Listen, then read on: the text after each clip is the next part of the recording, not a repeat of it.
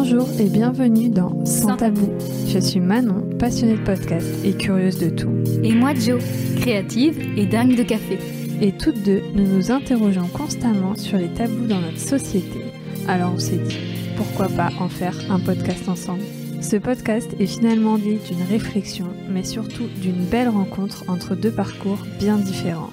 Si vous aimez parler des sujets qui mettent la plupart d'entre nous mal à l'aise, car vous comprenez, ça ne se fait pas d'en parler, ici nous prendrons le temps et la liberté d'en parler avec vous grâce à des témoignages. Nous mettrons également en lumière certains questionnements en interrogeant des professionnels.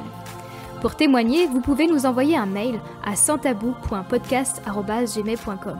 Alors, prenez un cookie, un thé ou un bon verre de vin, car c'est tout de suite dans Sans Tabou. Aujourd'hui, je reçois Angelina au micro de Sans Tabou. Angelina est une jeune créatrice de contenu sur les réseaux sociaux. Elle a toujours subi de la grossophobie. Dès le plus jeune âge, son entourage s'inquiète de son poids et le divorce de ses parents n'arrange pas du tout les choses. Elle a beau faire du sport, son poids ne change pas. Mais qu'est-ce que la grossophobie ? C'est un ensemble des attitudes et des comportements hostiles qui stigmatisent et discriminent les personnes grosses, en surpoids ou obèses. Elles peuvent être conscientes, donc malveillantes, mais également inconscientes. D'où l'importance de cet épisode pour expliquer à quel point la grossophobie est très présente dans notre société. Angelina s'est prêtée au jeu et a accepté de témoigner au micro de Sans Tabou. Je ne vous en dis pas plus, Angelina vous en parlera bien mieux que moi. Bonjour Angelina, comment vas-tu ? Hello, ça va et toi ? Ça va bien, merci. Je suis vraiment ravie de t'accueillir sur le podcast de Sans Tabou. Moi aussi, ça me fait très plaisir. Mais ouais, en plus ça a l'air trop sympa. On se connaît pas du tout. Non, c'est vrai. Mais je suis trop contente. Est-ce que tu peux te présenter pour commencer ? Alors, je suis Angelina, j'ai 28 ans et je suis créatrice de contenu sur les réseaux sociaux à mes heures perdues sous le pseudo de Gigi Lust, un compte où je propose des photos plutôt orientées mode, lingerie et puis tout ça dans la bonne humeur, le positif et puis une bonne dose d'amour de soi. Et ça se voit bien d'ailleurs. Donc aujourd'hui, on va parler de grossophobie. Ouais. Et c'est vraiment un sujet qui m'a longtemps parlé, mais j'arrivais pas à savoir exactement ce que c'était et qu'est-ce qu'il fallait dire, pas dire, comment il fallait réagir, soit si on était face à de la grossophobie en face de nous, soit... Voilà. C'était un sujet qui me parlait et en même temps, je savais pas trop ce qu'il fallait faire, etc. Toi, comment tu définis la grossophobie ? Bon, je sais qu'il y a pas 36 000 définitions, mais j'aimerais bien avoir ton avis. Pour moi, c'est du coup l'ensemble de comportements discriminants envers des personnes en surpoids ou en situation d'obésité. Vraiment de façon injustifiée. De toute manière, rien ne justifie qu'on s'attaque au physique de qui que ce soit. Donc, pour moi, la grossophobie, ça va au-delà de l'apparence physique. C'est une vraie attaque à la personne et malheureusement, c'est encore très courant aujourd'hui et moi j'ai grandi avec, donc c'est quelque chose que je connais bien. Ah, donc du coup c'est depuis l'enfance que tu as ça ? Ouais, moi je suis en obésité depuis que j'ai 8 ans, parce que mes parents ont divorcé quand j'avais 6 ans et de là j'ai une prise de poids et ça ne s'est jamais arrêté. Et du coup j'ai très vite vécu la grossophobie à l'école, dans ma famille principalement, je pense que c'est là où ça a été le plus violent, pardon. Donc très vite confrontée à ça. Et puis maintenant, dans la vie d'adulte, on en parlera après, je pense, du coup, mais c'est vrai que je côtoie des gens où j'entends des histoires, où on en parle encore, même si moi, à l'heure actuelle, je pense m'être détachée des choses qui m'impactent vis-à-vis de ça. Ouais, c'est compliqué. Du coup, comment est-ce que tu t'es rendu compte que tu avais en face de toi des personnes grossophobes ou des phrases grossophobes ? Enfin, qu'est-ce qui t'a fait... Parce qu'il y a eu un déclic. Je pense qu'au départ, tu t'en rendais pas compte, comme la plupart des gens. En fait, tu t'en rends pas compte. Pendant des années, tu vis avec des remarques grossophobes ou des comportements grossophobes. Et puis, vu que t'es enfant ou ado, tu mets pas spécialement un nom sur ça. Surtout que la grossophobie, au final, moi, je trouve que ça fait que très récemment qu'on en entend parler et qu'on comprend un peu ce terme, parce qu'avant, c'était plutôt même limite tabou de parler grossophobie. Donc, Donc je pense que je m'en étais pas rendu compte. Par contre, j'avais compris que c'était de la méchanceté gratuite et que concrètement, je méritais pas en fait d'être traitée de la sorte parce que concrètement, j'ai fait de mes 8 ans à mes 16 ans, j'étais au régime et je faisais beaucoup de sport et du coup, moi, j'avais l'impression et c'est même pas qu'une impression, c'était un fait, je me suis vraiment défoncée pour maigrir, pour entrer dans les standards, pour faire ce qu'on attendait de moi. Il n'y avait pas de résultat parce que malheureusement, mes parents et comme beaucoup de personnes, on prend pas en compte l'aspect psychologique. En fait, tu peux pas juste aller faire du sport, manger équilibré, perdre du poids. En fait, si tu as des vrais traumas qui sont liés à ta prise de poids de base, effectivement, si tu les traites pas, tu vas rester comme t'es. Donc mes parents avaient un peu skip cette partie de prise en charge psychologique. Bon, ils ont tout mis en place et écouté les médecins, la famille pour essayer de m'aider et tout, mais c'est vrai que j'ai manqué de beaucoup de bienveillance et dans ma famille et ça a été pas du tout aidant. Mais j'avais conscience que voilà, je me suis vraiment adaptée à tout ce qu'on m'imposait et en fait, je me prenais quand même des remarques complètement injustifiées et gratuites. Donc c'est vraiment en fait à l'ado et dans ma vie de jeune adulte que j'ai compris que c'était souvent des personnes qui avaient des insécurités qui les projetaient sur toi. Ou alors voilà, des personnes qui avaient juste peur de la grosseur parce que ils ont été éduqués sur faut pas être gros. Donc comme la plupart des gens. Donc voilà, je pense c'est avec le temps que je m'en suis rendu compte, mais j'avais déjà compris que c'était pas normal d'être attaqué de la sorte, ni par mes camarades, ni par ma famille, ni par la société qui me rejetait quoi. Et même donc il y avait aucune personne qui ne l'était pas du coup, enfin. Si, ma mère est pas du tout grossophobe parce que ma mère est en surpoids depuis des années. Elle elle s'est pliée à ce que disaient les médecins pour m'aider et compagnie.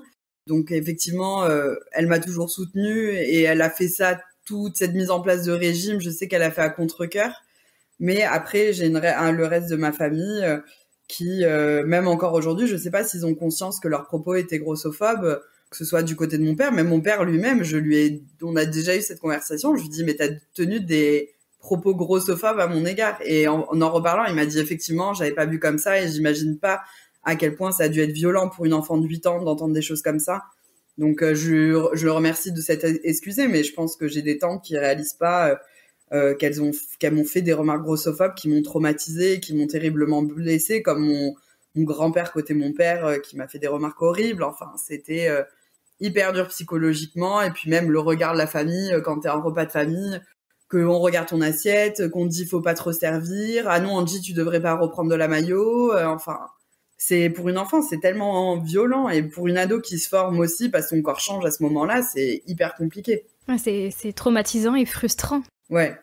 Et puis après toutes les remarques à l'école tu sais, toutes les blagues, tu t'appelles pas Sandy parce que tu fais 110 kilos, ah oui. Ou alors je passe le premier parce que sinon tu vas bloquer la porte tellement t'es grosse, ou voilà, enfin des surnoms vraiment dégueulasses qui m'ont accompagnée un peu justement toute la primaire. Et au collège, je me suis quand même un peu rebellée, donc ça s'est un peu plus calmé. Tant mieux. Mais ça restait quand même violent dans le cercle familial parce que enfin j'étais pesée tous les week-ends, j'avais des courbes sur ordi qui suivaient la progression de mon poids, donc c'était assez compliqué. Et puis les remarques t'as pas perdu 1 gramme mais tu fais n'importe quoi, pourquoi tu perds pas, tu manges n'importe quoi dès qu'on a le dos tourné, enfin voilà ce genre de choses. Donc mais du coup c'est du harcèlement en fait. Ouais, à la fois je comprends la démarche, c'était pour mon bien parce que bourrage de crâne des médecins. Par exemple, du côté de mon père, je sais que il entend, il applique, il cherche pas plus loin, c'est comme ça, c'est comme ça. Donc, le médecin lui a dit, elle fera ci, elle fera ça, donc j'ai fait ci et j'ai fait ça, quoi. Donc voilà, et après, je sais que c'était dans une démarche pour m'aider, mais j'espère que ça viendra avec notre génération, mais c'est un vrai truc d'apprendre aux personnes à communiquer de façon bienveillante pour faire passer des messages parce que, enfin, bien sûr que c'est très beau, de vouloir soutenir ses proches dans une perte de poids et compagnie, mais en fait, il faut avoir le bon vocabulaire. C'est pas en disant dis donc tu devrais pas manger ça que ça va encourager. En fait, ça engendre juste de la frustration, ça fait mal au cœur, tu te sens fliqué. Alors que si tu peux dire la même chose mais d'une façon extrêmement bienveillante et ça va pas, le message va être complètement différent. Bah oui. Donc voilà. Tout est dans la psychologie et dans la douceur ouais. et la bienveillance, tout simplement. Après, dans les phrases que tu m'as dit, enfin, il n'y a pas beaucoup de phrases, mais c'était des petits exemples, il y avait vraiment de la malveillance, de la méchanceté. Et puis, je suppose que ton papa, c'était plus de la grossophobie, mais comment dire, inconsciente, c'est ça ? Si j'ai bien compris. Oui, mais même dans ma famille en général, je pense que pour eux, c'est normal de faire ce genre de remarques parce que par exemple, j'avais côté mon père, ses tantes, il y en a en surpoids, qui m'ont fait des remarques hyper grossophobes alors qu'elles étaient dans une situation de surpoids aussi. Ouais. Donc, pas très donc voilà, mais c'était, je pense, c'était complètement inconscient. Et je vois maintenant que certaines personnes de ma famille prennent conscience qu'effectivement, avec le recul, tout ça, c'était bien trop violent.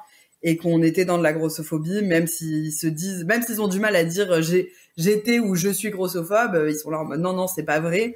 Mais les comportements aussi, malheureusement, si on devait donner une définition de ces comportements et de ces mots qui ont été mis, c'est lié à la grossophobie. C'est question de les éduquer, ça prend du temps, mais les mentalités changent. Ben oui, heureusement. Moi, je pense, je n'ai pas d'exemple, mais je pense que j'ai dû en avoir inconsciemment des phrases comme ça et clairement je m'en veux, mais c'est après j'ai compris que mes propos étaient grossophobes parce qu'en fait la société nous éduque comme ça. Oui. Je n'excuse absolument pas mes paroles, mais là mais je pense que j'ai dû en avoir, ouais, clairement. Et... Oui, non, mais ça c'est sûr. Et tu vois, enfin même moi en tant que personne obèse, je me surprends par moments à avoir des remarques grossophobes dans ma tête. Je les ferai jamais à haute voix, mais c'est horrible parce que c'est un truc ancré. Ouais, mais directement. Tu te dis, enfin, c'est pas des remarques pleinement grossophobes, mais par exemple, j'ai reproduit un comportement sur mon frère qu'on avait fait sur moi cet été, et en fait, ça m'a fait mon frère avec le Covid, plus de cours de sport, plus de collège, il s'est mis dans la nourriture et il a pris un peu de poids, mais vraiment léger. Mais c'est vrai que du coup, cet été, quand je l'ai vu en maillot de bain et il a genre 11 ans, je me suis dit, wow, là, faut tirer la sonnette d'alarme, faut faire quelque chose parce que faut qu'il se remette au sport, il faut qu'il évacue, faut qu'il voit un psy s'il en ressent le besoin ou quoi, parce que là, c'est pas bon. Et en fait, j'ai dit à ma mère, mais t'as vu tout ce qu'il bouffe? Enfin, c'est pas le moment de manger des gâteaux avant de... Et en fait, j'ai pas fait attention, mais il était dans les parages et en fait, il a tout entendu. Et du coup, les jours d'après, il s'est privé de manger. Alors après, quand ma mère m'a dit ça, je suis allée le voir et je me suis excusée et j'ai expliqué. Mais en fait, je me suis dit, wow, concrètement, c'est ça qui m'inquiète dans le fait un jour d'avoir des enfants. C'est même si je me considère pas comme grossophobe et même si je suis en obésité ou quoi, j'ai peur de provoquer des comportements de culpabilité chez l'enfant potentiel que je pourrais avoir. Je suis pas encore décidée si j'en aurai ou pas, mais je me dis wow, c'est tellement ancré en moi, j'ai tellement vécu des années avec ça, avec ces remarques, qu'elles sont toujours dans un coin de ma tête, même si je veux pas qu'elles sortent, quoi. T'as peur de reproduire Ouais, ça c'est une grande peur. J'ai peur de transmettre mes troubles du comportement alimentaire à des possibles petits humains que je vais créer, tu vois. Mais en général, quand on a peur de reproduire, on le fait pas. Je dis bien en général. Non, je pense que je serais très vigilante, mais c'est juste que ça m'énerve en fait de voir que par moments je peux avoir des pensées grossophobes alors que je lutte contre ça en fait au quotidien. Ouais, mais c'est tout un apprentissage, même de la part de tout le monde, en fait. Même les plus bienveillants. C'est clair. Faut désapprendre, quoi. Je crois que t'as déjà répondu, mais à quel moment de ta vie t'as été le plus touchée par la grossophobie ? Je pense que c'était entre mes 8 et 14 ans, je pense. Enfin, vraiment, les souvenirs que j'ai, c'est le plus violent, c'est la primaire. Le collège, en fait, je prenais tout autant, mais je me laissais pas faire. C'est-à-dire que j'étais un peu violente sur les bords et très agressive.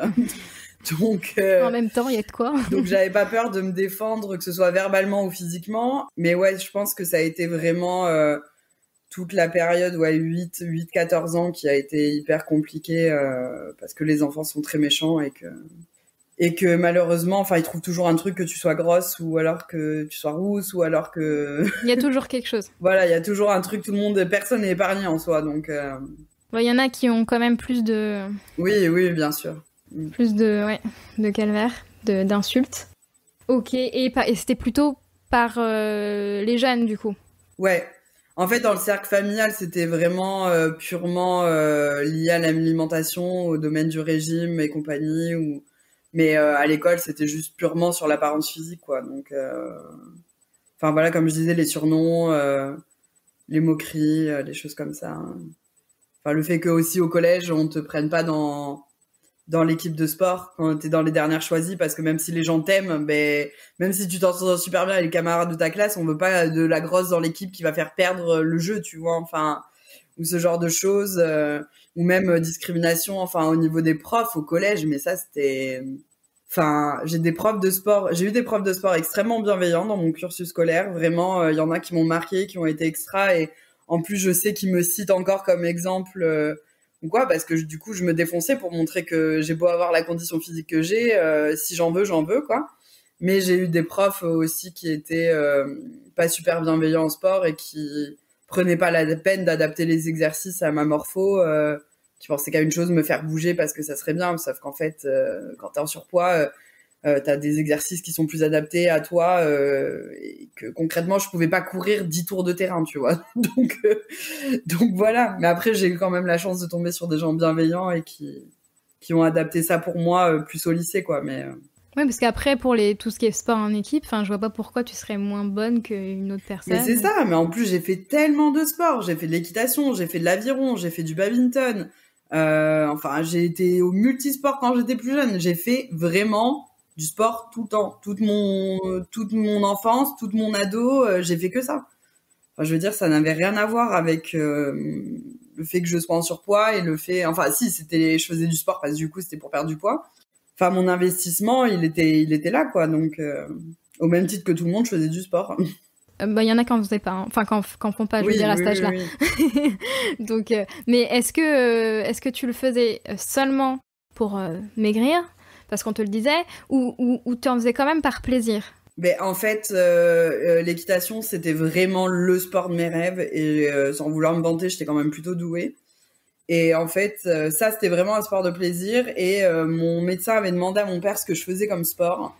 Il lui a dit équitation. Et le médecin a répondu, équitation, c'est pas un sport. Donc, elle va arrêter, elle va faire autre chose. Donc, mon père m'a inscrit au badminton. Mais du coup, en fait, j'ai toujours vu, et c'est un gros problème dans ma vie, toujours à l'heure actuelle, c'est que j'ai toujours vu le sport associé à la perte de poids. Oui. Et du coup, je vois ça comme une contrainte et je déteste faire du sport. Vraiment, c'est un supplice pour moi et je ne fais pas de sport, mis à part mes séances de kiné pour mon dos et c'est tout. Mais du coup, ouais, c'est super compliqué pour moi j'ai un mauvais rapport au sport, en fait. À cause de ça, j'ai été forcée. Et après, quand j'ai fait de l'aviron, j'avais pas envie d'en faire, mais c'est juste que toutes mes copines, elles en faisaient. Il fallait que je fasse un sport parce qu'on me laissait pas le choix. J'ai dit, allez, go aviron. Et j'en ai fait, je crois, 3 ans. Donc, c'est déjà pas mal. Donc voilà, donc en soi, il y a eu des sports que j'ai adoré faire et qui étaient par plaisir, et puis j'ai fait de la danse aussi et tout, mais après il y avait des sports où c'était vraiment forcé pour perdre du poids, quoi. Ouais. Et du coup, est-ce que tu as des exemples de remarques, quelles que soient les personnes, à nous donner?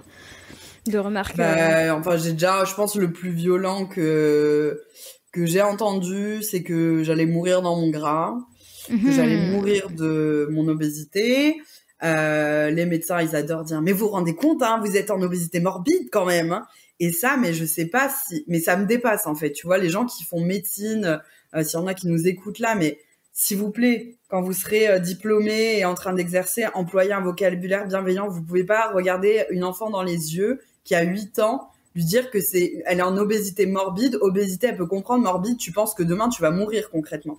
Mon rêve, quand j'étais enfant, c'était que mes parents m'envoient dans un camp en été tu sais, t'es les camps de gros, en gros, où tu fais gaver de sport, où tu perds du poids et où tu manges que dalle et t'es en communauté de gros. Et voilà, ça c'était mon rêve. Ça c'était mes vacances de rêve, c'était d'aller dans un camp où j'allais pouvoir perdre en un été 60 kilos et avoir l'apparence qu'on attendait de moi. Et je me dis, mais c'est aberrant, mais parce que j'étais persuadée à cette époque que j'allais mourir de ça, en fait. Donc c'était super violent. On m'a dit, après, voilà, le truc de l'obésité morbide, ou sinon juste des remarques en mode, t'es grosse, t'es une grosse vache. Ça c'est les classiques. Comme je disais tout à l'heure, tu t'appelles Sandy parce que tu fais 110 kilos. Et des remarques grossophobes, mais qui sont pas comment dire, aussi explicites. Oui, voilà, qui paraissent inconscientes, voire qui sont inconscientes, mais qui sont quand même grossophobes. T'en as ou pas? Enfin, c'est pour faire comprendre aux gens qui peuvent l'être sans qu'ils le sachent. Oui, déjà, enfin ça, j'ai pris conscience de ça plus tard. Mhm. Mais en fait, il y a un truc que je supporte plus qu'on dise, c'est les gens, oh, je me sens grosse aujourd'hui. Tout le monde l'a dit. Et moi, c'est pire. Parce que moi, je dis quoi? Oh là là, quand j'ai bien mangé, j'ai l'impression d'être enceinte de 12 mois, tu vois. Donc, c'est hyper méchant pour les femmes enceintes. Donc, en soi, je critique quelque chose, mais je fais pas mieux derrière. Mais c'est juste, je suis là, vous dites, je me sens grosse, mais vous vous rendez compte du truc, en fait. C'est comme, donc, vous associez le mot gros à un truc péjoratif et vous associez ça au fait que c'est un état temporaire, alors que c'est le quotidien de beaucoup de personnes. Et c'est pas cool, en fait. Donc tu vois, il y a ce genre de choses qui sont pas liées directement à moi, mais après, enfin, il y a même pas besoin de mots, tu vois, c'est des regards. Tu manges, on te regarde, on va te faire une petite remarque sur le ton de la blague. Ah mais dis donc, t'as bon appétit, hein. Ça va, on mange bien. Ou quand j'arrive au Portugal, parce que je suis portugaise, que t'as les tantes qui arrivent qui te disent ah là là, t'es grosse, hein. Ben oui, bien. Maintenant, avec le recul, je comprends. C'est en mode, ah, tu manges bien, c'est cool, elles sont contentes. Mais en fait, quand j'étais petite, j'étais là, mais elles vont me dire combien de fois dans le séjour que je suis grosse. Donc voilà, c'est plus des regards, c'est plus des petits trucs sur le ton de la blague qui font passer pour une petite remarque gentille. Comme tout à l'heure, ma marraine m'a dit, alors, si elle entend ce podcast, elle va m'appeler direct en me disant mais c'était pas méchant, nanana. Mais tout à l'heure, en fait, j'étais à la boulangerie et je demande des merveilles, tu vois. Et la vendeuse me dit, j'ai plus de merveilles, mais j'avais mes écouteurs avec un appel avec ma marraine et elle me dit... C'est quoi des merveilles? Excuse-moi. Ah, des merveilles, c'est une pâtisserie, ça fait comme des petits beignets. Ah, d'accord. Oui, c'est un peu comme les on appelle ça comme ça à Bordeaux. Oui, mais je pense qu'ils ont un nom différent dans chaque région de France. Ok, bah c'est trop bon. Okay. Et du coup, elle entend que la vendeuse me dit qu'il y a plus de merveilles. Et elle me dit ah mais t'imagines, ça se trouve elle veut pas te servir juste parce que t'es en surpoids. Sur le ton de la blague.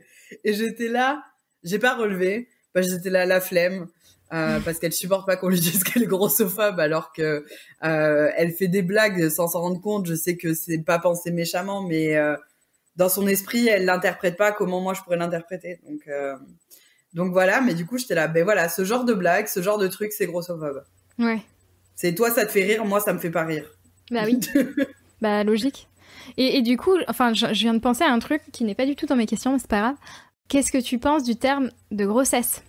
Parce que justement, dernièrement, j'étais en train de me dire... mais j'avais jamais pensé à ça. Bah oui, j'aime pas du tout ce terme. Et en fait, ça me fait exactement repenser à ça quand tu parlais de ça. Ah ouais, de ouf. J'avais jamais pensé à ça. Du coup, là, ça me choque. Ah oui. Et moi, je cherchais un autre nom il y a 1 semaine, 2 semaines, je sais plus, pour exprimer la grossesse. Parce que je trouve ça bizarre. Grossesse, ouais, j'avoue, j'avais pas pensé à ça. C'est super bizarre. Gestation. Oui. Gestation, mais c'est pas très joli non plus, mais c'est pas mal. Mais voilà, donc du coup, je trouve que ça vient aussi, pareil, rajouter dans la grossophobie, je trouve, dans la mentalité, je trouve. Ouais. Parce que dans d'autres pays, on dit pas forcément comme ça. Par exemple, en anglais, on dit pregnant. Ou pregnancy. Même en espagnol, c'est différent. En espagnol, ça sonne un peu en mode embarrassé. Ah. Mais ouais, non, c'est... Ouais, j'avais pas pensé à ça et c'est vrai que du coup, ouais, c'est pas cool. Enfin, je veux dire, il faudrait voir au niveau étymologie et compagnie vraiment la signification, mais c'est ouais, j'avais pas fait le rapprochement. C'est quand t'as dit ouais, je me sens grosse, mais en fait c'est un état qui va pas durer. Et ben c'est exactement ce qui se passe pendant la grossesse. Ouais, c'est vrai. Parce que, enfin, en général, c'est censé pas durer. Oui. Et du coup, quelles ont été tes réactions? Quels symptômes tu as eu quand tu as eu des remarques grossophobes? En général, est-ce que tu es plutôt du genre à ne rien dire? Enfin, je pense que ça dépend de la personne que tu as en face de toi. Ben, en fait, quand j'étais plus jeune, y a eu plusieurs phases. En fait, il y a eu la phase où j'étais vraiment blessée, où j'allais me cacher pour pleurer, où où vraiment j'allais m'enfermer dans les toilettes et je pleurais toute la récréation, ou alors, enfin même chez moi, je préférais partir pleurer, je me braquais, où c'était vraiment très compliqué. Après, j'ai eu la phase collège où j'étais dans l'agressivité, donc tu me disais un truc, je te rentrais dedans, concrètement. Et alors en plus, les mecs, les pauvres, j'ai été vraiment violente avec eux, mais j'avais peur de rien, quoi. Hein. J'étais là... je tapais là où il fallait taper, quoi. donc voilà. Et après, en grandissant, maintenant, les remarques des haters, ça me coule, mais comme, je sais pas, comme du monoeil sur ma peau en été, tu vois. Mais, mais du coup, en fait, ouais, maintenant, ça me fait plus rien. Et j'adore en jouer, en fait, j'ai l'impression que ça fait très très longtemps que j'ai pas subi, je touche du bois que ça n'arrive pas, mais que j'ai pas subi de grossophobie, franchement. Ou alors c'est que je m'en fous tellement que je la vois plus. Ouais. Mais vraiment, je sais qu'à l'heure actuelle, si je venais à en resubir, alors si c'est dans le milieu médical, je vais les recadrer très violemment, parce que ça n'a pas lieu d'être d'avoir des professionnels de santé qui continuent de perpétuer une grossophobie ambiante, c'est hors de question. Et par contre, si c'est quelqu'un dans la rue qui vient à me faire une remarque, concrètement, en fait, je vais exagérer le truc, tu vois. Par exemple, quand un mec vient me faire du harcèlement de rue et qui me prend la tête et qui veut pas me lâcher malgré mon nom, je me mets les doigts au fond de la gorge et je fais en sorte de lui montrer que je vais lui gerber dessus, tu vois. Ah oui. C'est très violent, Oui, c'est très dégueulasse, je suis désolée. Bah, en même temps, c'est violent ce qui est en face. Mais voilà, c'est pour lui montrer, tu veux pas comprendre, mais concrètement, ça, c'est la réaction que tu suscites chez moi. Donc si on venait, je sais pas, si on venait à me dire que, je sais pas, je suis en train de manger un kebab, on vient me dire, ou j'entends, oh, regarde la grosse, elle mange un kebab. Mais alors là, je vais me mettre devant toi et je vais faire l'amour à mon kebab. Je vais le manger de la façon la plus sensuelle et je vais prendre tout l'espace visuel que je peux, en fait. Et c'est déjà ce que je fais sur mes réseaux sociaux. C'est un peu mon truc à moi de prendre de la place et de me donner la visibilité que j'aurais dû avoir pendant toutes ces années. Maintenant, je la prends, quoi. Donc voilà, maintenant, je suis plus dans un comportement de provocation. Et j'adore reprendre des commentaires de haters ou quoi, et puis d'en faire des vidéos ou d'en parler en story, parce qu'en fait, ça me passe tellement au-dessus. Mais en même temps, il faut montrer ça parce que il faut montrer que ça existe encore, en fait. Ah bah oui. Donc, et ça existera toujours, malheureusement, je pense. Ouais. Il y a toujours des gens frustrés, donc... J'allais dire non, peut-être, mais c'est encore la bisounours en moi. Ouais. Mais ouais. Ouais, en gros, tu prenais la place que tu ne pouvais pas... Enfin, que tu n'arrivais pas à prendre quand t'étais plus petite, quoi. Ouais, c'est ça. J'étais complètement effacée. Et puis au collège, j'étais toujours Gigi la bonne copine. Et j'ai eu de la chance parce que vraiment, mes amis que j'ai actuellement, la grande majorité, c'est primaire, collège, lycée. Enfin, j'ai vraiment des amitiés de très longue date. Et c'est des gens qui m'ont beaucoup soutenue dans le processus d'acceptation de soi. Et je suis hyper reconnaissante de les avoir. Mais c'était à la fois hyper bien d'avoir ce groupe soudé d'amis. Et franchement, sans eux, je pense pas que j'aurais pu survivre en fait à toutes ces remarques.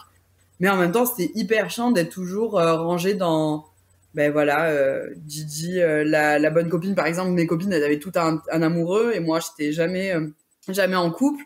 Donc, c'était hyper frustrant. J'avais l'impression de vivre ma vie par procuration à travers mes amis, et parce que ben je voyais pas ma beauté. Donc, j'étais là, elles sont toutes super belles, elles sont toutes super stylées, et moi, je suis juste grosse et habillée n'importe comment, et voilà quoi. Donc c'était même si j'ai toujours été coquette en soi, mais quand je revois mon style très approximatif de l'époque, je me dis wow. Mais bon, ça c'est autre chose. Mais ouais, c'était un peu compliqué quoi, psychologiquement. Bah oui, mais en même temps, ton entourage ne t'aidait pas à t'apprécier, donc. Ouais. En fait, je pense, et je fais une thérapie depuis 1 an parce que, enfin, tout va bien dans ma vie, mais je me suis juste dit que c'était le moment de soigner des maux du passé. Mais ne t'excuse pas de faire une thérapie, c'est... Non, mais parce qu'en fait, la réaction de mes proches quand j'ai dit que je suivais une thérapie, c'était oh, « Mais ça va ?» Bah oui, ça va en fait. C'est juste que c'est enfin le moment dans ma vie où j'ai la place pour traiter tous les traumas qui m'ont été infligés. Mais oui, donc, mais tout va bien, c'est très bien d'aller voir quelqu'un, enfin, d'aller voir un psy, enfin... C'est ça. Au contraire, c'est très bien, c'est très sain. Ouais. Donc du coup, voilà, avec ma thérapie, en fait, je me rends compte que c'est surtout du côté de mon père que ça a été violent parce que justement, enfin, je l'aime d'amour, mon père, et je suis sa fille unique, donc je suis sa petite princesse. Mais c'est vrai que ça a été hyper dur de voir dans les yeux de mon père que je le décevais. Enfin, je l'ai toujours rendu, et je pense que c'est pour ça que j'ai cette obsession de rendre mes parents fiers, surtout mon père, parce que voilà, je me suis donné pour mission que je rendrais fier mon père, et c'est le seul truc dans lequel j'ai déçu, je pense, parce qu'en fait, c'est quelqu'un il a été éduqué où il faut pas montrer ses sentiments. Et divorcer, déjà, pour lui, ça a été un gros truc à digérer parce que ça montrait aux yeux de tous qu'il y avait un problème dans son couple. Et quand sa fille a grossi, donc moi, ça a montré qu'il y avait un problème quelque part et qu'il avait échoué, entre guillemets, dans ma stabilité. Donc à la fois, je le comprends et à la fois, c'était hyper violent. Et encore, à l'heure actuelle, c'est un truc sur lequel je travaille pour lui demander, mais je sais pas si mon père, aujourd'hui, me trouve belle. Je sais pas s'il me voit comme une femme épanouie et c'est horrible. Parce que j'ai besoin de l'approbation de mon père, de me dire, il me voit pas juste comme la femme obèse qu'il a vue quand j'étais plus jeune, quoi, l'ado obèse. Et je me dis, mais est-ce qu'il voit de la beauté maintenant dans la personne que je suis devenue? Alors que je sais que mon père est ultra fier de moi, que ce soit sur mes valeurs, sur mon parcours pro et tout. Mais du coup, je bloque sur ça et je me rends compte que vraiment, mon père, c'est mon père et sa famille. Bon, il y a aussi des gens du côté de ma mère, mais ça a été vraiment les fondateurs, en gros, de ce mal-être lié à ma prise de poids, quoi. Peut-être parce que t'as peur de sa réponse. Je sais pas, hein, je suis en train de jouer la psychologue, là. Non, mais c'est vrai, je pense que j'ai très peur parce que ça me tuerait de me dire qu'il me voit pas comme moi je me vois. Parce que moi, concrètement, ça, je le dis très souvent et je le répète encore, c'est que pour moi, tout le monde te dit oh, « t'as confiance en soi », c'est comme si t'avais confiance en soi dans tout. Enfin, en toi dans tout, pardon. Et en fait, moi, ma confiance en moi physique, elle est au-delà de toutes mes attentes. Et concrètement, c'est à la limite du narcissisme. Mais tant mieux, grand bien me fasse. Mais par contre, j'ai pas du tout confiance en moi en amour. C'est une cata. Dans le travail, c'est quelque chose sur lequel je travaille. Donc, il y a des niveaux de confiance en moi qui sont quasiment au plus bas et sur lesquels je vais travailler. Mais du coup, je me dis, j'aimerais bien que les gens de ma famille, en fait, du moins, parce que les autres, je m'en fous, mais j'aimerais bien que les gens de ma famille me voient réellement comment moi, je me vois avec mes yeux, c'est-à-dire méga bonne. Mais voilà, quoi, je pense que, ouais, j'ai un peu peur de la réponse de Parce que mon c'est père. quelque chose qui est très important à tes yeux, du coup. Ouais, parce que c'est un peu ma revanche sur la vie en leur disant, vous avez cru que jamais je pourrais m'accepter, et regardez, en fait, aujourd'hui, j'ai 28 ans, je suis obèse, je suis à mon poids le plus haut et je me suis jamais sentie aussi belle de toute ma vie. Et vous avez genre 50 piges, vous faites 1,38, vous avez des insécurités. Tous les 4 matins, je vous entends dire que vous devez perdre 4 kilos, alors que ça fait 20 ans que vous essayez de perdre 4 kilos, quoi. Et que vous avez passé votre vie au régime, que vous avez projeté vos insécurités sur moi. Donc oui, regarde-moi vivre la vie que toi, t'as toujours voulu. Moi, je suis dans un corps qui me plaît. Toi, t'as certes ta belle maison, ta belle voiture, mais en attendant, t'es bloqué dans un corps et dans une apparence que tu détestes tous les jours de ta vie. Donc ouais, c'est un peu ma revanche. J'essaie de les éduquer un peu vis-à-vis de ça. Et d'éduquer les gens en général. Peut-être que tu arriveras à faire en sorte qu'ils s'acceptent eux aussi. Oui, j'espère. C'est dur, hein. Franchement, je pense vraiment qu'arriver après la barrière des 35, je sais pas si j'aurais eu le courage de me dire, si je m'étais, enfin, j'ai pas encore 35 ans, mais si je m'étais détesté toutes ces années de vie, c'est tellement ancré en toi que je me dis, mais quand j'ai des femmes de 45 ans, 50 ans qui m'écrivent pour me dire c'est quoi la recette magique, comment tu fais, j'y arrive pas, je me dis wow, c'est compliqué. C'est compliqué parce que de un, moi je sais le temps que ça m'a pris, il n'y a pas de recette magique, et en plus quand c'est autant ancré en toi, comment t'arrives à surmonter ça, quoi. Mais toutes celles qui nous écoutent, je leur souhaite beaucoup de courage parce que c'est long, mais il faut s'accrocher, c'est vraiment essentiel de s'aimer. Et du coup, justement, quel a été le déclic pour réussir à t'aimer ? Alors, le déclic, ça a été de me dire, j'allais passer en seconde, et en fait, j'allais pas à mon lycée de secteur. Ma famille habitait dans la banlieue de Bordeaux, donc je voulais pas aller à mon lycée de secteur, parce que j'avais pas envie d'être avec les mêmes gens qui m'avaient pris la tête tout le collège et tout. Mais en fait, je me suis dit, bon, j'ai pas envie d'être avec ces gens, et en plus, je voulais apprendre le portugais. Il y avait qu'un lycée dans Bordeaux-Centre qui proposait le portugais en option. Donc, je me suis inscrite, j'ai été prise. Sauf qu'en fait, tu vois, il y avait un peu cette réputation, et on a toujours cette réputation à Bordeaux, et ce qui est bien vrai, c'est qu'on est des bourgeois, on est snob et tout. Et je me suis dit, mais comment je vais arriver dans ce monde-là où je vais être ultra complexée, où je vais pas être bien habillée, parce que j'aimais bien mon style, mais en fait, en me faisant les amies que je me suis faites sur la fin du collège, elles étaient beaucoup plus stylées que moi. J'aimais beaucoup leur style et j'étais là, ah ouais, moi en fait, il y a quand même un gros écart de style. Mais après, je m'habillais en fonction de ma taille aussi, et à l'époque, il n'y avait pas beaucoup d'options. Donc voilà, mais je me suis dit, si je me fais bouffer dans mon nouveau lycée, je suis foutue, quoi. Donc de là, et puis c'est surtout que j'ai grandi avec une mère qui déteste son apparence, qui est en surpoids, que je voyais tous les jours se lever, se regarder dans le miroir et se dire je me déteste, je m'aime pas, et j'essayais de la booster, et en fait je me suis dit non mais il est hors de question que là j'arrive dans un nouveau lycée, que je me prenne des remarques, que du coup je sois encore complexée, et qu'en plus de ça, de toute manière, j'étais là, ça fait 10 ans que je fais des régimes, j'en peux plus, je veux plus faire de régime de ma vie, donc c'est fini.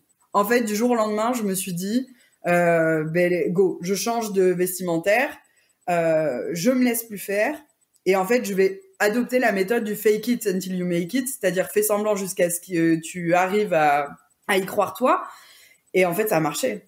C'est que vraiment j'ai eu de la chance, ça a pris très vite. En fait, je suis passée un peu de la fille qui s'assume pas du tout, qui est hyper mal dans sa peau et tout, à d'un seul coup la fille qui devient solaire, à qui on dit ah mais t'es trop stylée, ah mais tes formes ça te va trop bien, et j'étais là waouh, il y a deux mondes quand même.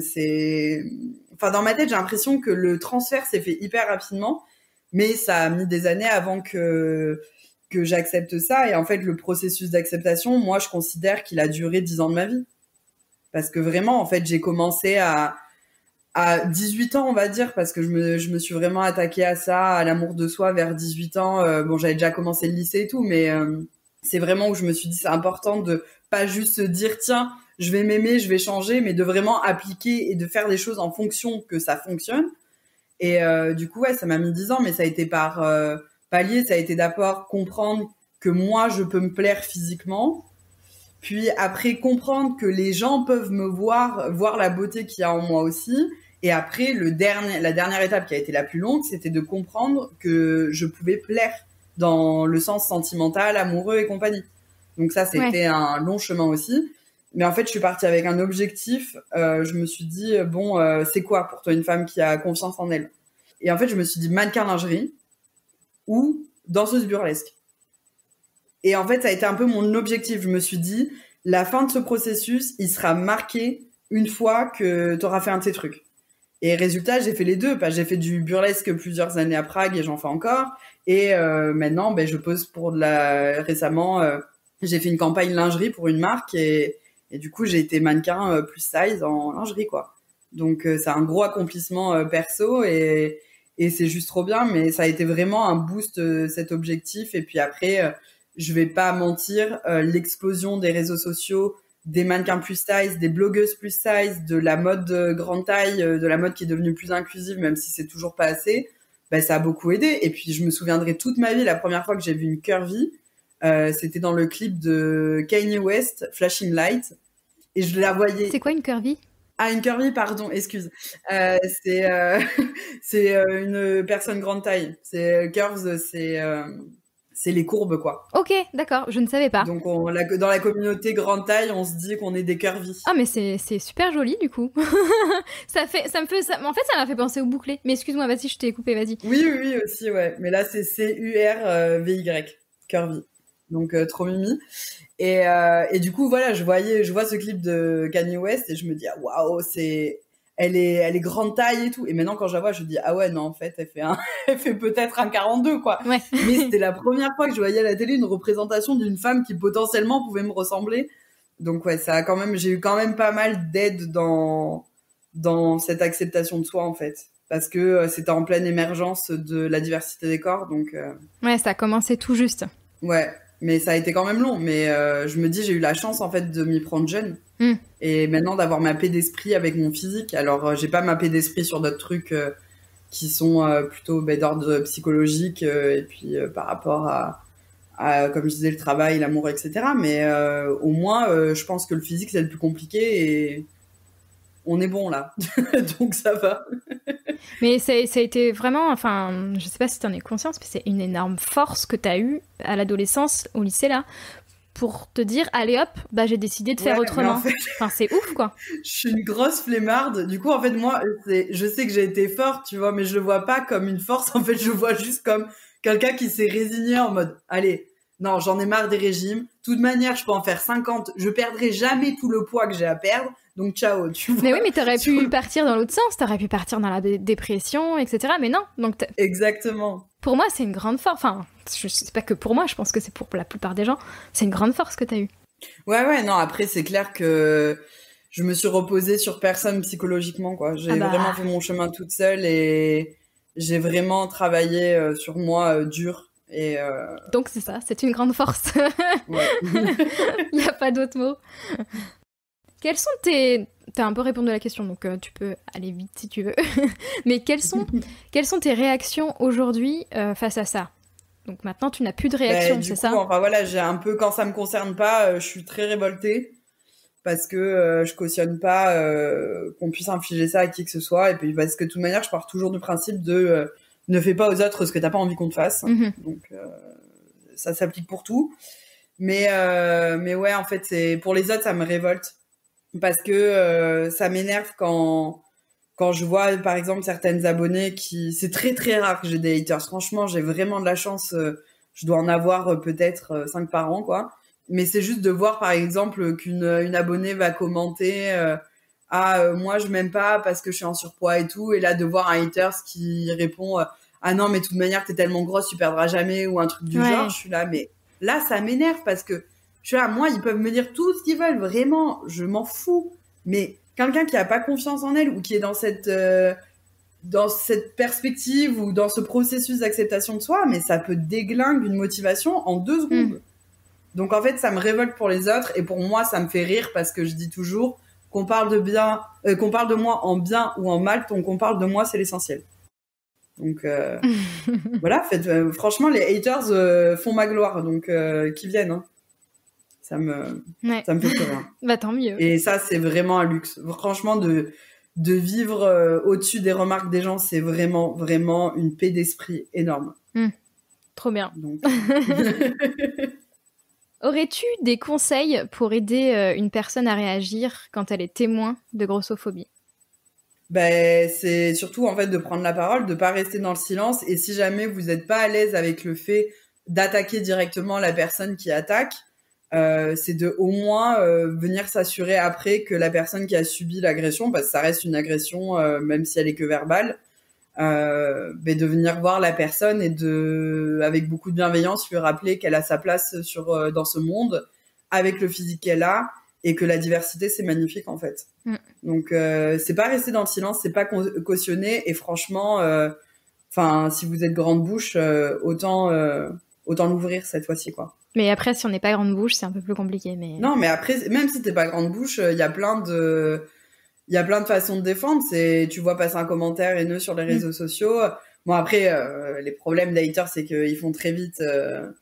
ils vont suralimenter le truc et tout. Et donc, tu te retrouves pris dans une conversation virtuelle bien chiante. Faut les bloquer. Mais c'est juste montrer que vous êtes en désaccord avec, justement, tout ce qui est lié à la grossophobie. Vous pouvez relayer des posts, ce genre de choses.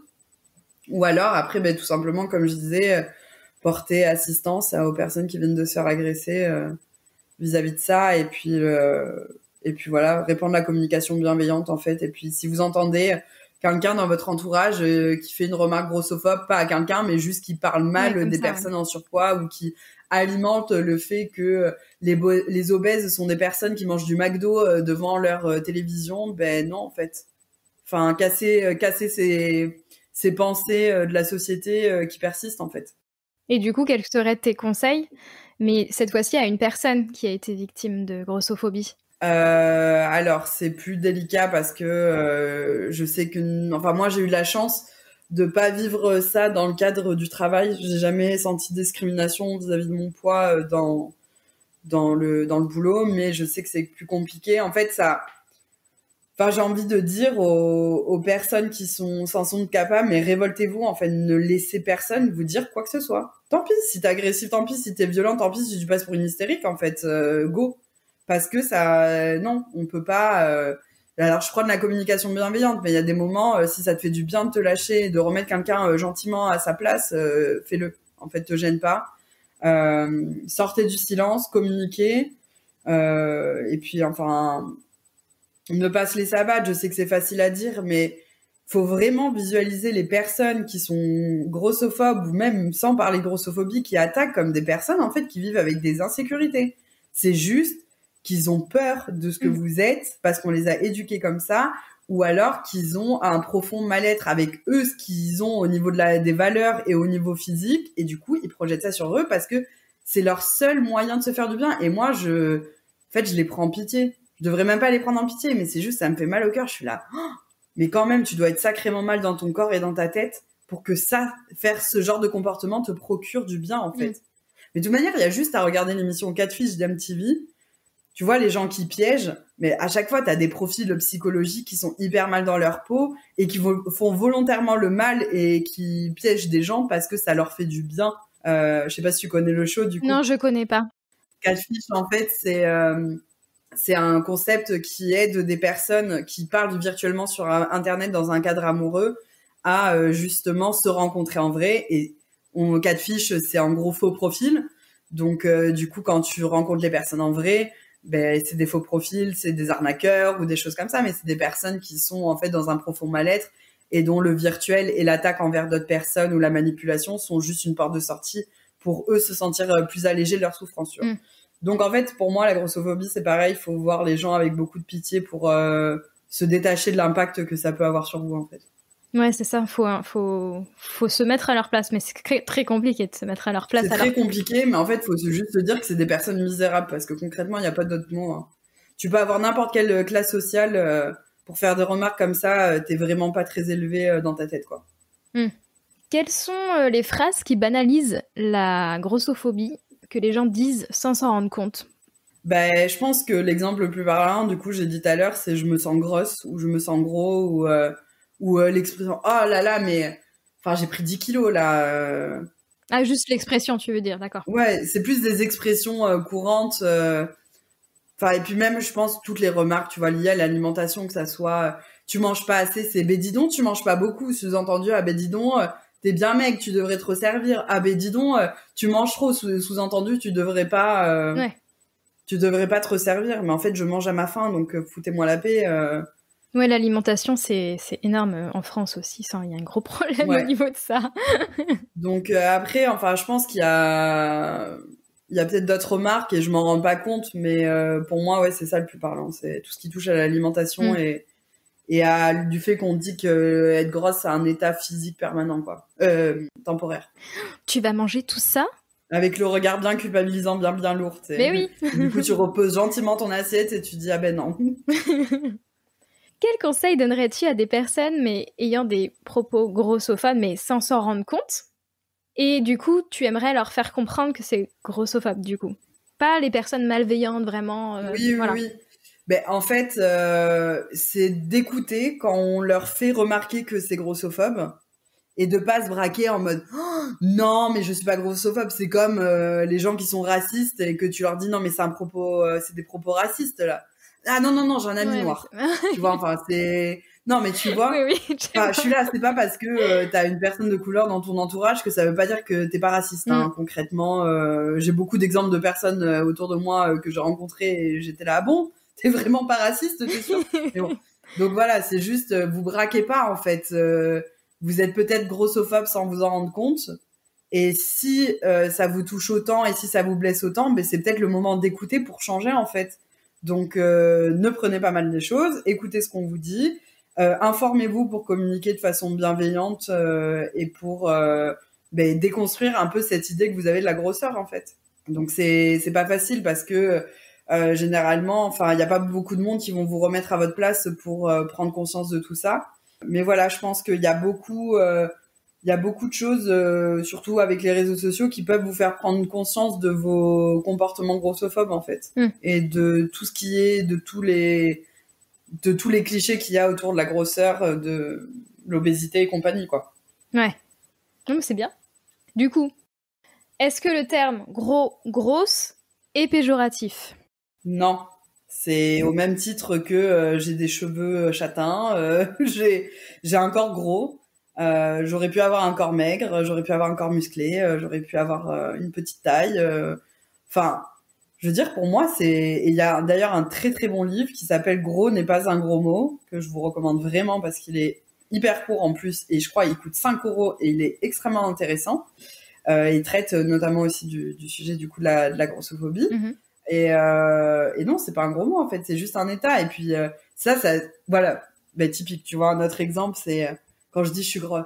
Mais non, t'es pas grosse, t'es belle. Mais déjà, en fait, je suis les deux. Je suis belle et je suis grosse. Donc c'est gentil. Je sais que c'est. Oui, c'est bien. Je sais que ça, dans le sens d'un compliment. Mais en fait, grosse ne m'empêche pas d'être belle, et belle ne m'empêche pas d'être grosse. Donc non, pour moi, c'est pas du tout péjoratif. C'est au même titre qu'une couleur, qu'un autre trait physique, en fait. Parce qu'on est d'accord que c'est devenu dans le vocabulaire courant quelque chose de négatif. Un truc hyper péjoratif, un truc... Ouais, non. Parce que pour moi, ça a toujours été juste un adjectif qualificatif. Le terme. Ouais.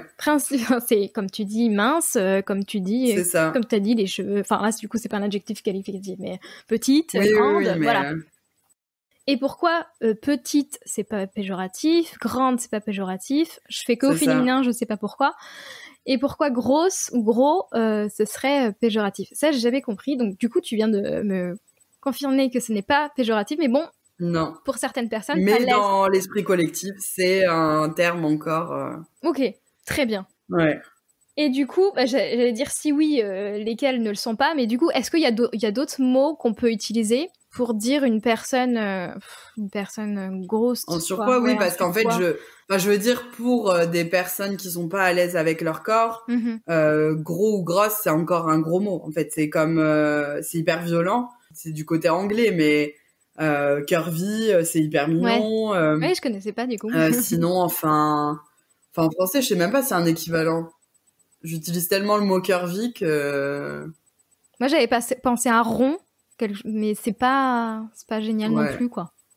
Ouais, je sais pas. J'en sais rien. Mais non, mais enfin, après, je veux dire, tu peux tourner ta phrase en mode les courbes. Ouais. Les rondeurs, je déteste. Oh là là. Ah bah donc tu n'aimes pas rond alors. Oh là là, je déteste quand on me dit les rondeurs, je trouve ça... Enfin, c'est juste moi, j'ai des problèmes avec des mots. Rondeurs, je déteste. Mais c'est surtout dans le cadre de la drague, tu vois. Je trouve ça lourd. Un mec, il est là, j'adore tes rondeurs, je suis là. Ah, t'es courbe à la limite, mais tes rondeurs, c'est lourd, quoi. Ah ouais, moi j'aime bien. Non, mais tu vois, comme quoi d'une personne à l'autre, ça change. Et du coup, est-ce qu'on peut être gros et grossophobe? Je sais que t'as un peu répondu à la question. Exactement, mais tout à fait. Tout à fait, parce que, par exemple, j'avais fait une campagne pour H&M, enfin une campagne. J'avais fait un post en duo avec mon amie Chloé, avec qui on reprend des looks en duo. Donc elle fait un 42, moi je fais un 52, et on prend les mêmes vêtements, on s'habille pareil. Et H&M nous avait engagés. Et on a été reposté sur Facebook. Faut savoir que Facebook, niveau haters, c'est 1000 fois pire qu'Instagram. Et alors là, le déchaînement pour cette combi paillette que je n'aurais jamais dû porter, que je trouve magnifique et qui m'allait très bien au passage. Mais du coup, les commentaires étaient d'une violence comme typique. Le commentaire qui revenait plus: ah non, mais moi je suis grosse, mais par contre, quand même, il y a un moment, il faut écouter sa morphologie, quoi. Enfin, on peut être grosse, mais pas faire n'importe quoi. J'étais là, wow. Et en fait, à chaque fois, ou alors les commentaires les plus méchants, ça lui va pas, elle est trop grosse, on voit toute sa cellulite et tout. Moi, je m'attendais à voir des personnes, du coup, radicalement opposées à mon physique de l'autre côté. Et en fait, quand j'arrivais sur les profils Facebook de ces personnes par curiosité pour voir un peu qui me taclait, là, je voyais qu'en fait, c'était des femmes rondes. Tu voyais clairement qu'elles étaient extrêmement complexées. Tu vois, de toute manière, tu vois, quand t'as vécu grosse en tant que personne complexée, une fois que tu t'assumes, tu vois toutes les personnes grosses complexées autour de toi. Ouais. Parce qu'il y a des signes qui trompent pas. Et tu le vois direct quand la personne est bien dans sa peau et quand elle est pas bien dans sa peau. Et je pense que ça peut s'appliquer à plein d'autres traits de caractère et compagnie, enfin. Donc maintenant, je vois, et rien qu'en regardant leur Facebook, je vois le complexe. Et en fait, c'est juste des femmes qui se détestent profondément. Après, les hommes sont peut-être aussi pareils, mais moi, du coup, je suis beaucoup exposée vis-à-vis des femmes parce que plus de 80% de ma communauté sont des femmes. Mais du coup, ouais, c'est des profils de femmes grosses ou obèses ou en surpoids qui sont en train de tacler parce qu'elles ne supportent pas de voir quelqu'un qui s'assume alors qu'elles sont pas encore dans cette démarche de se dire peut-être que je peux m'aimer. Elles sont dans le truc de je me dégoûte moi-même et c'est horrible d'être dans ce physique. Donc oui, on peut être grosse ou gros et grossophobe. Ouais. Et donc c'est plus t'as plus d'attaques de femmes du coup? Enfin sur Instagram j'en ai quasiment pas. Enfin j'ai quasiment pas de haters, mais quand on poste sur Facebook, là on avait fait une collab avec Bon Prix. C'était en décembre. Pareil, on a été sponsorisé sur Facebook et c'est sur Facebook en fait où c'est le bal du haters quoi. Ah ouais, je savais pas. Okay. Bon, après moi je m'en fous hein, mais c'est juste que ça me rend triste quoi. Ça me rend pas triste en mode oh mon dieu elle m'attaque, c'est horrible, je n'aurais jamais dû mettre cette robe à paillettes rouges. Non, c'est plutôt mais mince, comment on peut être une femme déjà, ne pas avoir cet esprit de sororité pour commencer. Et comment on peut descendre quelqu'un d'autre qui a le même physique que toi en fait, au lieu de t'inspirer de cette personne et de te dire si elle peut le faire, moi je peux le faire et j'en ai marre de vivre en me détestant et let's go. Non, elles préfèrent rester derrière leur petit ordi là à taper des méchancetés et puis continuer à être dans leur mal-être. Et je comprends aussi, ça me fait mal au cœur pour elles quoi. T'es trop bienveillante. Oui, mais parce que enfin, je veux dire, même en tant que ronde, j'ai eu des remarques. Enfin, tu vois, ça, je m'en veux un peu, mais maintenant je le fais plus. Mais avant, je disais, quand mes copines me disaient, oh là là, mais, enfin, j'ai pris du poids, j'ai grossi et tout. Et moi, j'étais là, quoi? Toi, t'es grosse? Non, non, non, non. Moi, je suis grosse. Regarde-moi. Toi, t'as pas le privilège de pouvoir te plaindre d'être grosse parce que tu l'es pas, parce que t'as tous les mecs que tu veux. Moi, par contre, je suis vraiment grosse et je vis comme ça. Et en fait, je me dis, mais la définition de la grosseur, ça change pour tout le monde. Si t'as vécu toute ta vie dans un 36 ou toute ta vie à un poids fixe, que demain tu prends 5 kilos, ben oui, tu te sens grosse. Parce que c'est pas le physique habituel que t'as et parce que ça change complètement ta perception que t'as de toi-même. Donc, enfin, voilà, ça, j'étais là, bon, j'ai abusé à avoir ces comportements plus jeunes, mais j'étais pas du tout dans le processus d'amour de soi à cette époque. Ouais. Et je me dis, la grosseur, en fait, elle est vraiment, au final, subjective. Parce que tu peux très bien te voir grosse, comme moi je vais te voir extrêmement maigre, comme moi. Moi, tu vois, quand je me vois dans le miroir, je suis persuadée que je me vois moins grosse que ce que je suis. C'est bien. C'est hyper bizarre. Et tant mieux. Bah oui. Et tant mieux en soi, si je me sens bien comme ça. Bah oui. Mais vraiment, je te jure, quand je vois deux voitures, qu'il y a un petit espace, je me dis, ah, tranquille, je passe. Et je reste bloquée au milieu. Et je suis là, ah ouais, non, en fait, je passe pas du tout. Donc ça me fait rire. Ou pareil, j'embarque l'étape sur mon passage et tout. Mais bah, je me dis, ah ouais, moi je me suis trop habituée à mon regard dans le miroir, mais tant mieux qu'il reste comme ça, tu vois. J'aime bien. Et du coup, est-ce que tu penses que la grossophobie, parce qu'en fait j'entends plus parler des femmes par rapport à ça, et donc est-ce que tu penses que c'est un enjeu féministe? Ben pour moi, enfin de toute manière, le féminisme pour moi c'est vouloir l'égalité entre les hommes et les femmes et les mêmes droits et puis certainement pas la domination de la femme sur l'homme. Donc pour moi en fait c'est même pas oui c'est un enjeu féministe mais c'est un enjeu de société tout court quoi. Parce qu'en fait c'est le fait que le seul droit qu'on demande c'est de pouvoir chacun exister dans le corps qu'on a de la façon qu'on veut sans être jugé en fait. De vivre libre, peu importe notre genre, peu importe notre physique. Enfin, je veux dire, ça devrait être normal, cette diversité devrait être respectée dans la couleur de peau, dans la différence des physiques, dans les langues, dans les cultures. Enfin, c'est la richesse du monde, en fait. Donc, il faut arrêter de vouloir vivre dans des boîtes. Je suis totalement d'accord.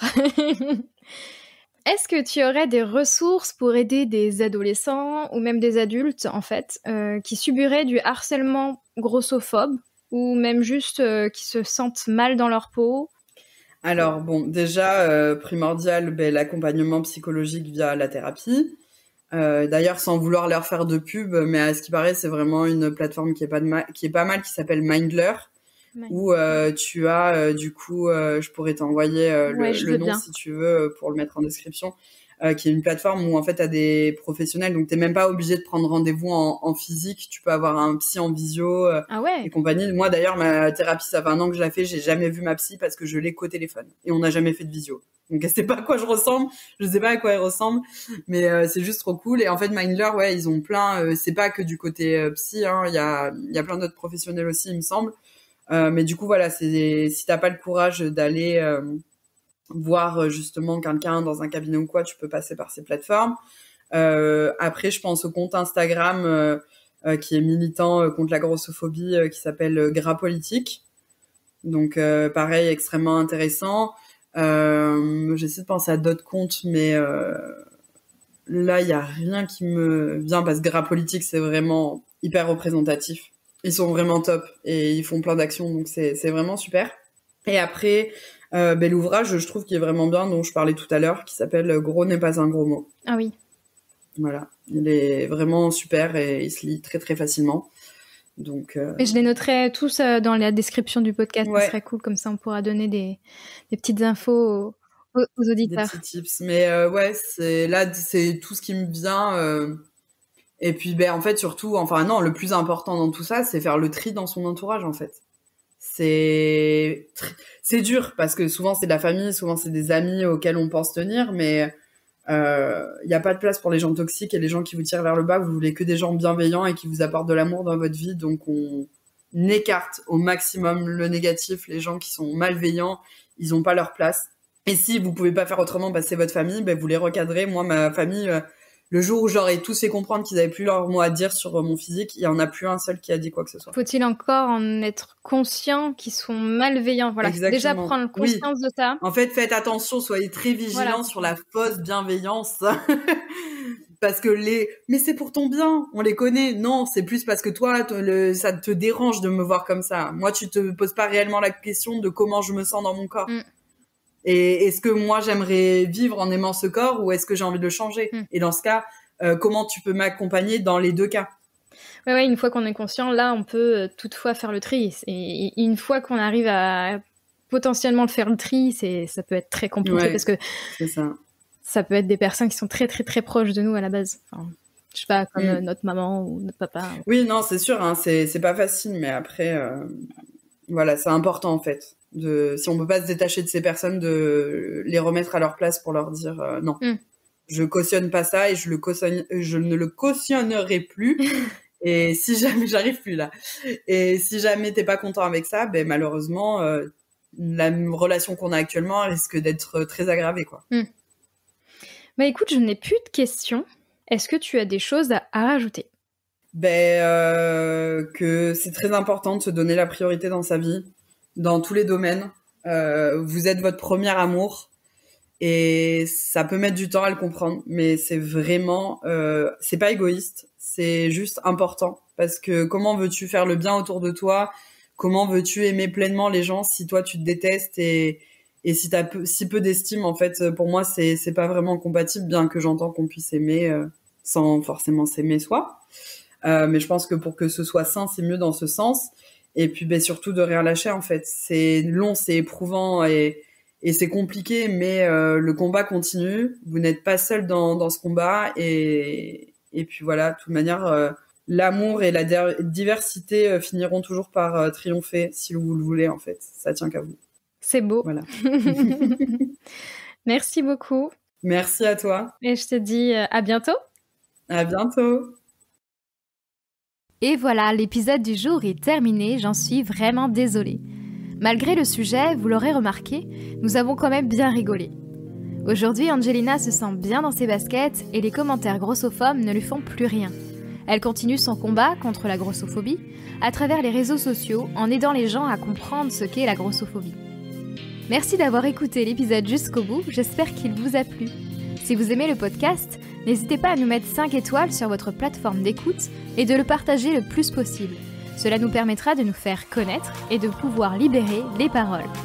Retrouvez-nous sur notre site internet sans-tabou-podcast.com, sur Instagram @sans-tabou- ou bien par mail sans-tabou.podcast@gmail.com si vous souhaitez témoigner ou tout simplement papoter avec Manon et moi. Je vous dis à très vite et surtout soyez sans tabou.